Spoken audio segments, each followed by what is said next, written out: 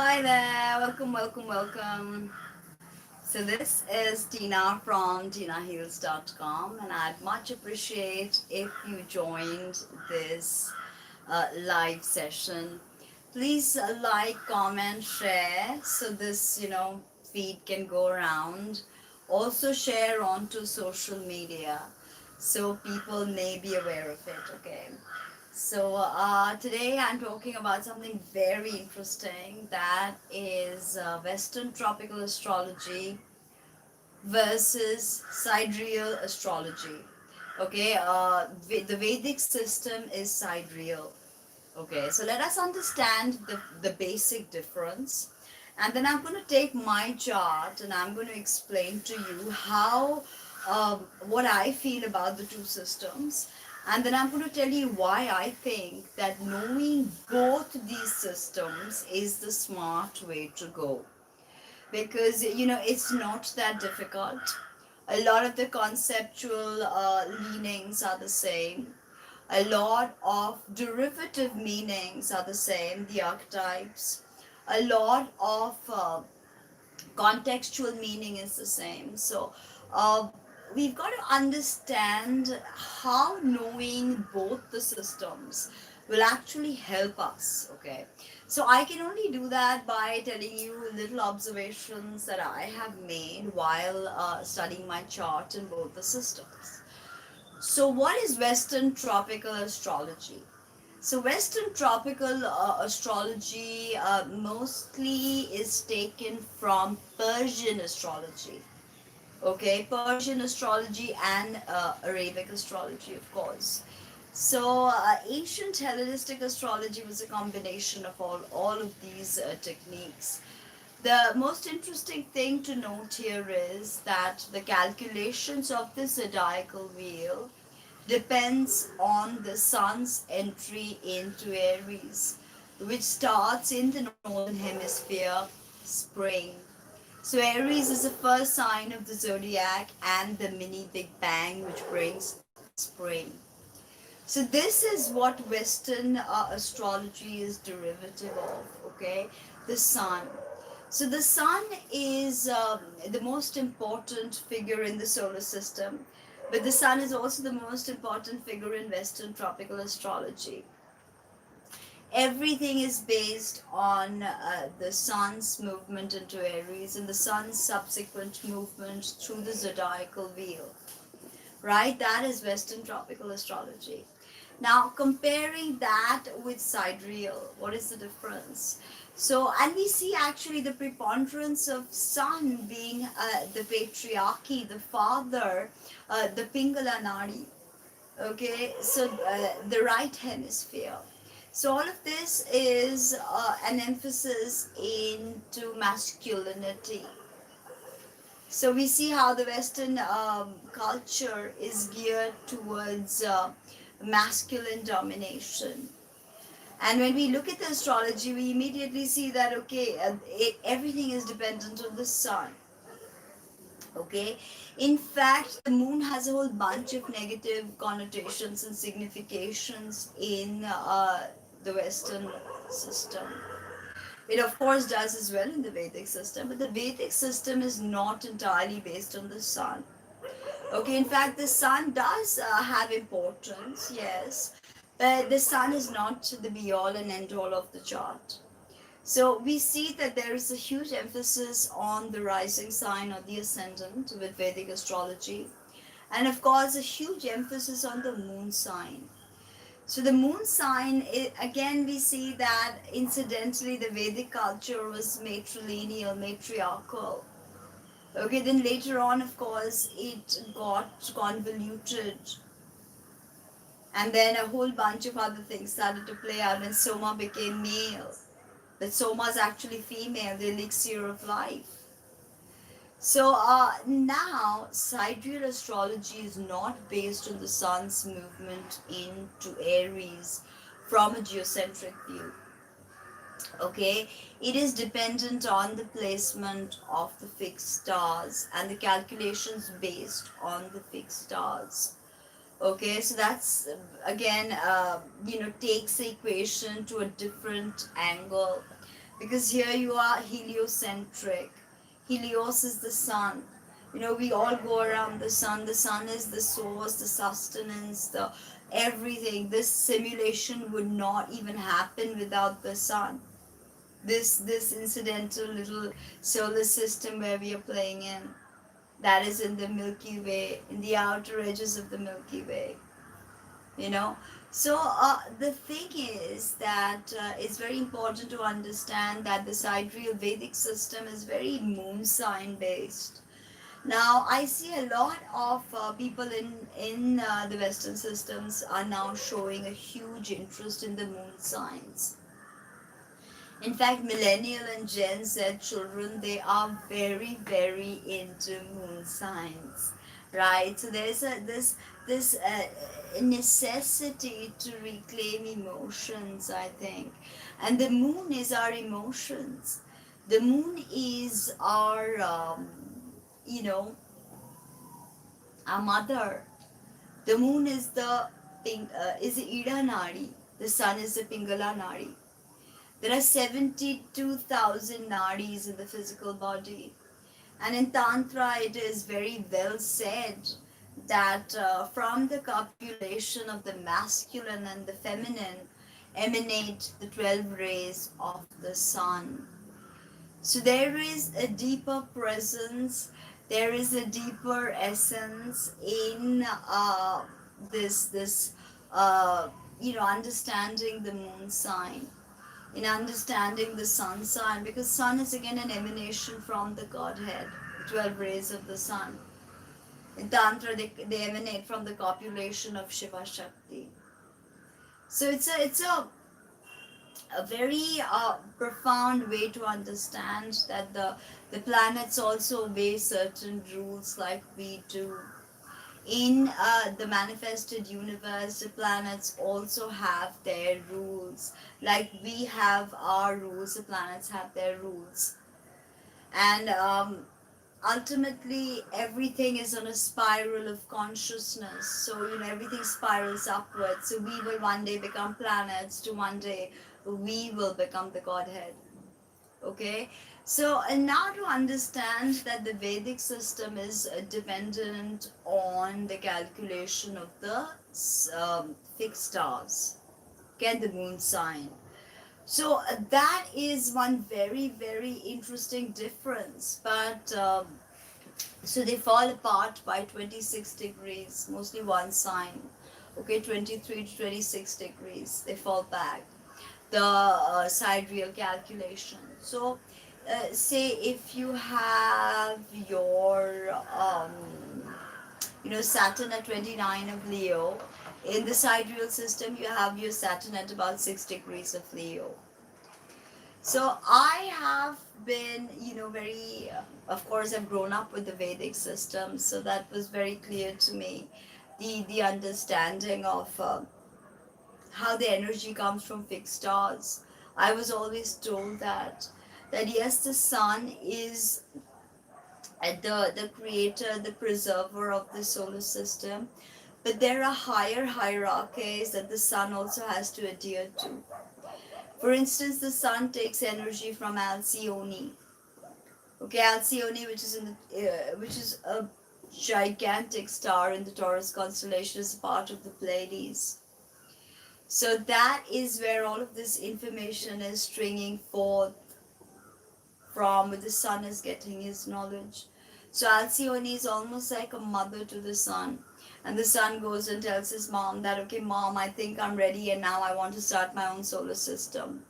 So his mom says, okay, here, you go and start your own solar system. So the son obviously is going to show us what he knows from his mother. So as the Western system is based on the solar logos, the sun. But what is most interesting is that the sun we see, the physical sun, is only a physical expression of the celestial being that is the sun. The celestial being that is the sun is actually the central spiritual sun. Okay, and of course, many of our traditions say that there is a sun inside the earth, the central spiritual sun inside the earth. So many different traditions have a different understanding of the central spiritual sun. So basing your astrology on the sun is very interesting. It gives you many nuances, and I think helps you function very well in understanding archetypes. Okay, so for instance, I have a Virgo rising in the Western system. So I sort of always identified with my Virgo rising. But in the sidereal system, I have a Leo rising. And incidentally, being a Virgo rising, you look to the Mercury to see how your life, how your ascendant karma will play out. And my Mercury is in Leo in both the systems.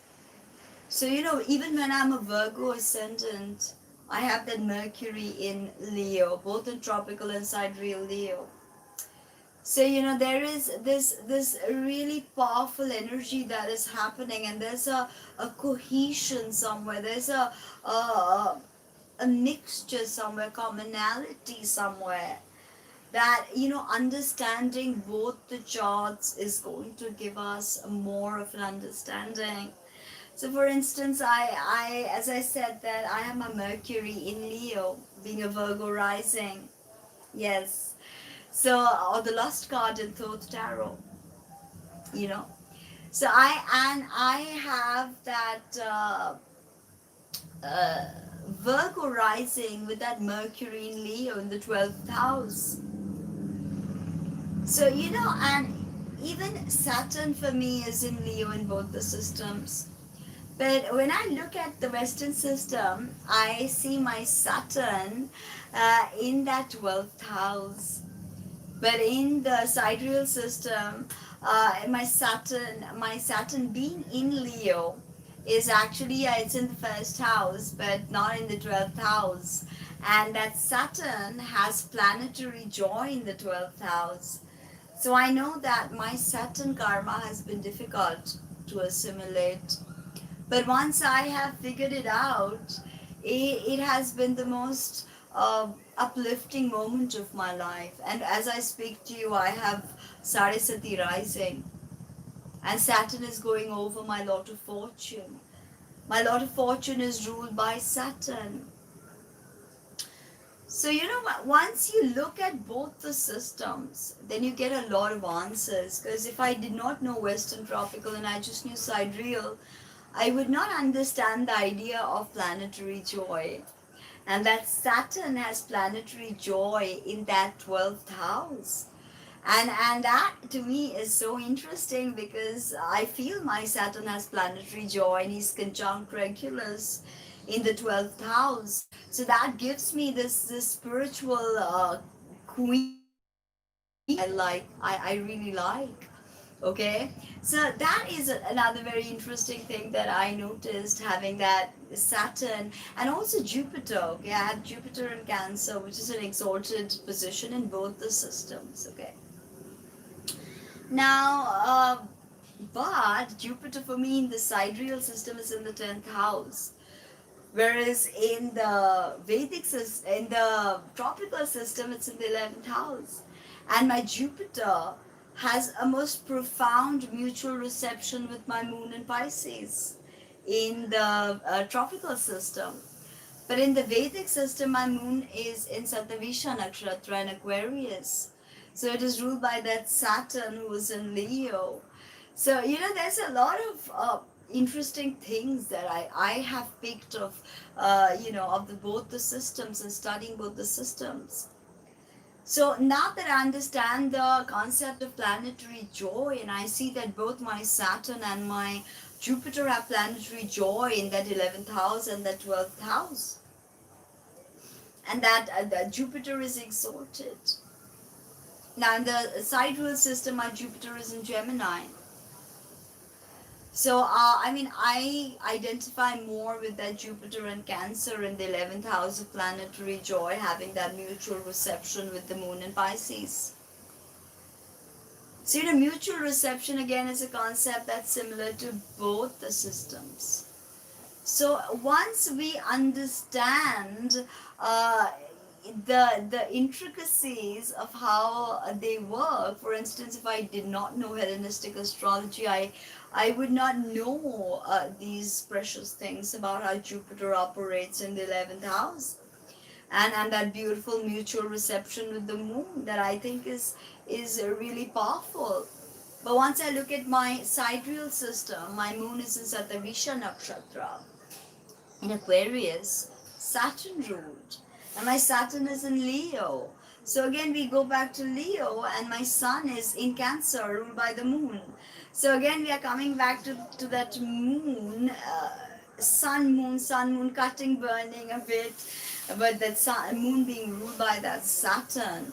But in the Western system, that Moon being ruled by the Jupiter, and having that planetary joy and that exaltation and that mutual reception with that 7th and that 11th house, it made a lot of sense to me.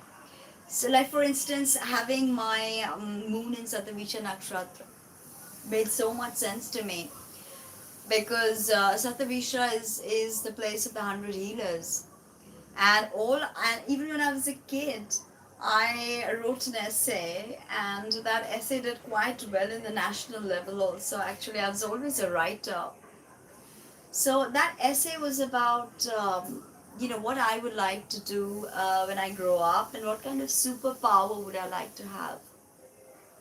So when everybody asked for money, everybody asked for invisibility, flying, and all of that, my wish was simple, that I could heal all animals and all humans and all plants and all sentient life. And I was a child, barely in the first standard. So that is what I wanted to do. And now that I understand the archetype of Satavisha, I understand the compulsion to heal. So having your chart done by me means it is going to be a combination of both the systems. So as I will look at it from the lens of Western tropical Hellenistic astrology, and I will also look at it from the lens of Vedic astrology. So that means your nakshatra, your padas. For instance, each nakshatra is broken up into 4 padas. Now, in Hinduism, there is a concept of Artha, Kama, Dharma, Moksha. So, having a particular planet in a particular sign has its own signification in that nakshatra. But having that planet in a particular pada in that nakshatra will tell you what that planet is geared towards. Is it Artha? That's money. Is it Kama? That is desire. Is it Dharma? Is it moksha? So, if you do not understand this, then you do not understand the karma of that planet. You do not assimilate the archetype. So you cannot do without, really understanding both the systems. Again, if you do not understand esoteric astrology, you would never link that the Kumbh Mela in India is actually connected to Jupiter, and the Kumbh Mela is actually Aquarius, and Jupiter is the sole ruler of Aquarius. So there's a lot of interplay of meaning in all systems. Okay, there's a lot of interplay that happens when when you book a reading with me. It does not only tell you that, okay, this is your Venus is in Libra, Venus is in the 8th house, Venus square Uranus. I mean, it tells you first the understanding of the domicile, the archetype of Venus, say in Libra, tells you the understanding of the decan. Say Venus is in the 2nd decan of Libra, which is ruled by none other than Saturn. And then break it up into phases or terms. To understand, there are 50 terms in astrology. Each sign is broken up into 6 terms. And then to look at fixed stars.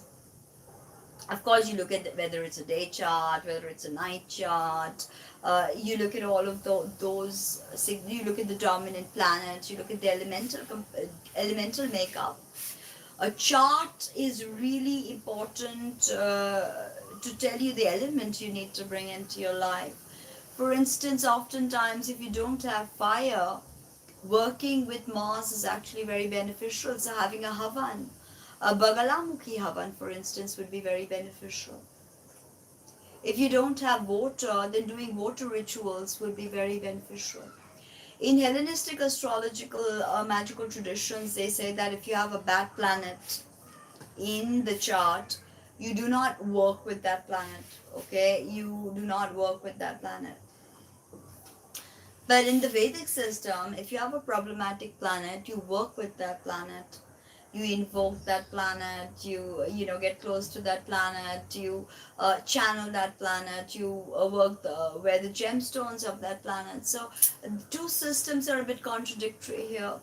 Although I have read the Picatrix over like 30 times, so there's a lot of, you know, very interesting overlapping of material there as well between the Hindu system, the Islamic system, and the Hellenistic system. So there's this a lot of overlapping. So what I think, thank you.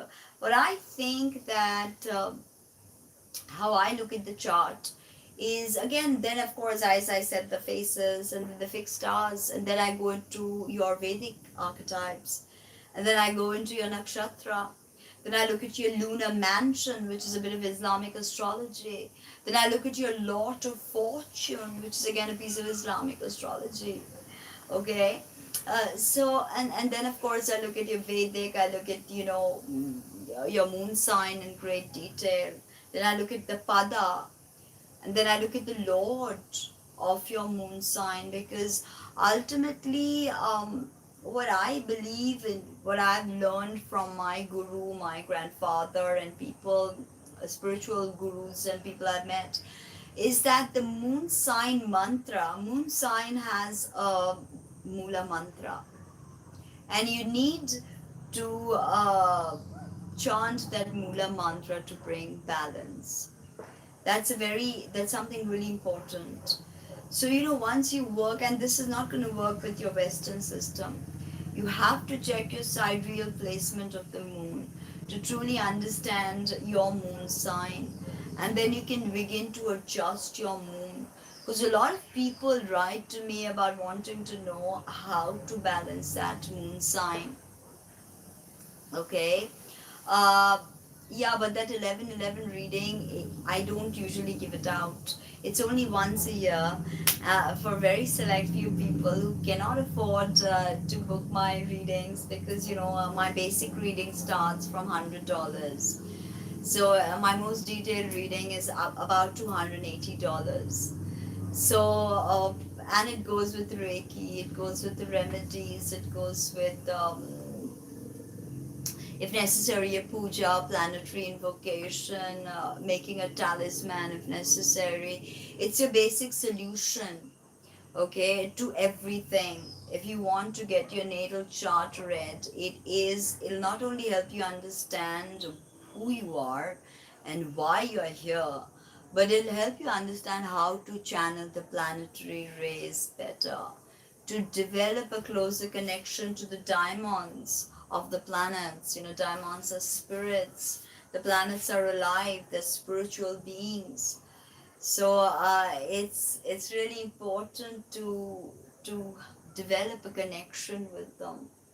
Definitely a final dispositor to start off with, or a particular problematic planet that you might have.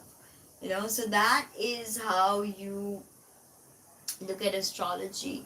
Astrology is not just, you know, yeah, so that's interesting. Then you will get the moon, the mantra for, and you can start chanting that mantra of the moon um, sign, you know, and that's best for sidereal. I do not if if it's the same, then yeah, wow.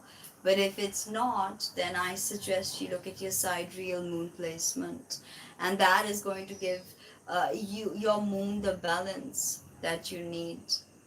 Yes, yes, because, you know, I cannot charge any less, because there's a lot of time, a lot of commitment that goes into it.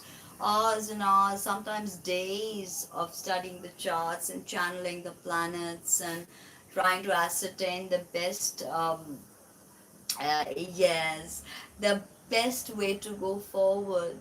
You know, what is the best way to go forward? So that is what I do, and I think that combining both systems. So I get a lot of people asking me that, what do you do? Do you do tropical? Do you do, sidereal? So I tell them one thing. I tell them that I do both, which I do both, and I also do esoteric astrology, because I've had like over 15 years, 17 years with the Theosophical Society, and reading the Secret Doctrine, and developing content on that.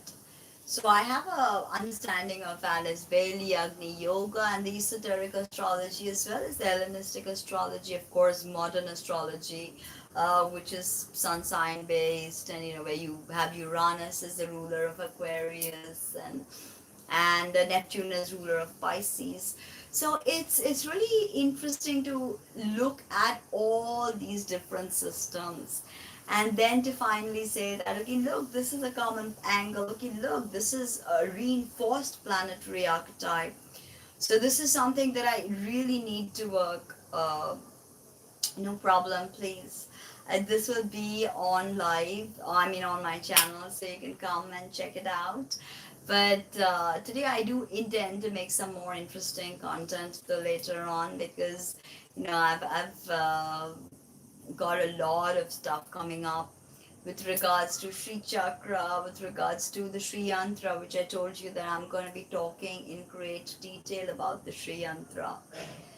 So that, please be interested in that and check that out.